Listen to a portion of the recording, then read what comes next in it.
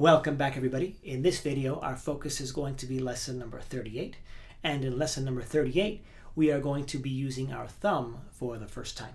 So you'll notice all of the lower notes with the stems going down have a letter P underneath them. That P stands for thumb, just like I stands for index, M stands for middle, and A, which we haven't actually used yet, stands for ring. P stands for thumb, and it's in the front of the book. He explains all of that. Now, when you use your thumb, you can either play with a rest stroke or a free stroke, just like our index and our middle finger.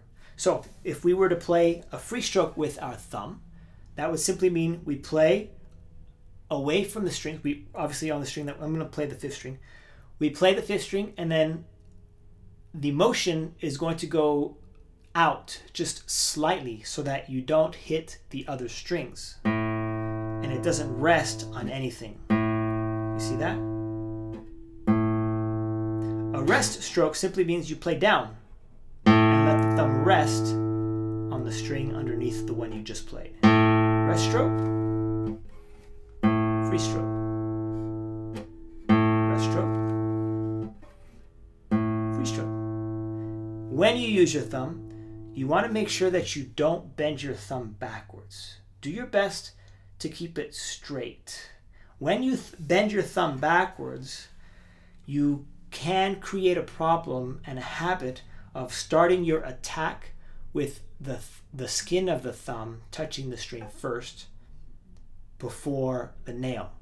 And what that'll cause is some nail clicks. I'll show you. Right now, my thumb is on the skin of my thumb is on the string, and I'm going to slide down until the string meets the nail. Do it again. You hear that?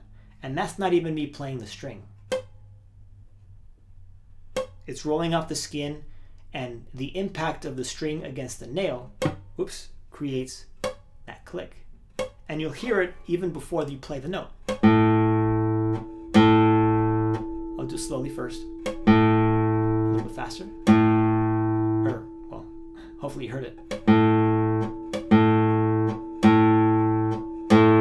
Okay, you want to avoid that click, and you can avoid it quite simply by keeping your thumb straight. So by keeping your thumb straight, you will have a tendency to start your attack at a location where that impact won't occur.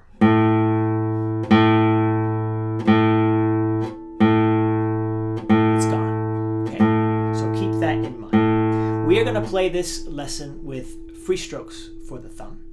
And if you look at the notes, you may have noticed that you are simply playing octaves, which we've talked about many times in the past. So we have a C with the thumb on the fifth string with a free stroke, and then a C with our index finger and our first finger here of our left hand. I'm going to play C there. Notice you're starting with thumb, index. The next two notes are going to be played with thumb and then middle. And that would be D and D. Yeah, I almost used my pinky there. I have a habit of using my pinky.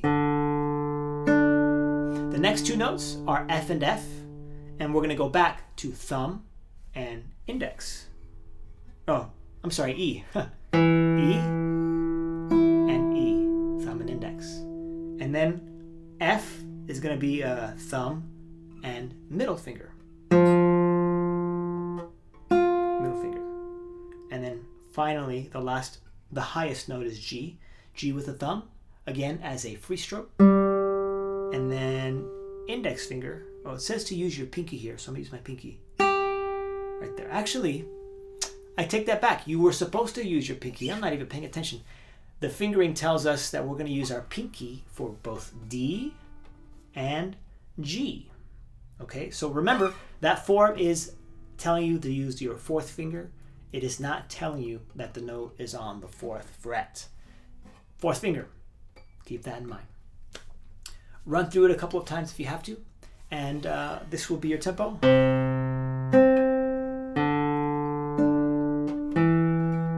So we're practicing our free strokes with our thumb, making sure it's straight and not bent backwards, and making sure that we are continuing to alternate with our I and M. And we're using our pinky for D on the second string and G on the first string. On my count, we're just practicing our thumb. We don't have to, you shouldn't need, I don't want you to apply other things for this particular lesson since it's the first time we're using our thumb. For all of the other lessons, if it's not too much, if you feel like you're not overwhelming yourself, then yes, start applying those crescendos, those decrescendos, playing ponticello, playing tasto, maybe just speeding it up, playing faster. Give yourselves a challenge. But in this particular instance, let's just play it at a steady tempo, making sure that we're playing everything accurate since it's our first time using our thumb. On my count, 1, 2, 3, 4, and 1, 2, 3, 4, 1, 2, 3, 4, 1, 2, 3, 4, 1, 2, 3, 4, 1, 2, 3, 4, and stop. Lesson number 38.